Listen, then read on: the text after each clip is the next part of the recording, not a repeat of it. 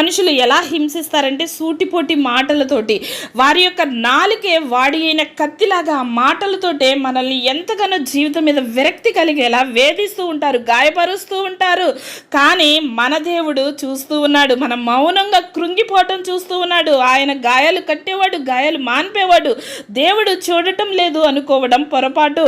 ఎందుకనంటే బైబిల్ గ్రంథంలో నతనయేలు ఉన్నాడు, ఇదిగో ఇతను నిజమైన ఇజ్రాయేలీయుడని ప్రభు అంటే నతనయేలు అంటున్నాడు, నీవు నన్ను ఎలా ఎరిగి ఉన్నావు అని అన్నప్పుడు ప్రభు అంటున్నారు, అంజూరపు చెట్టు కింద ఉన్నప్పుడే నేను నిన్ను చూశాను అని.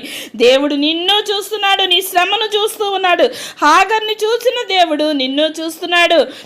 మన దేవునికి ఉన్న పేరు చూచుచున్న దేవుడు. సొంత వారేనండి యోసేపుని ఎంతగా బాధ పెట్టారు, ఎంతగా హింసించారండి. దేవుడు చూడలేదా? ఆయన నిర్ణయ కాలంలో యోసేపు గారిని విడిపించి తలగా చేయలేదా?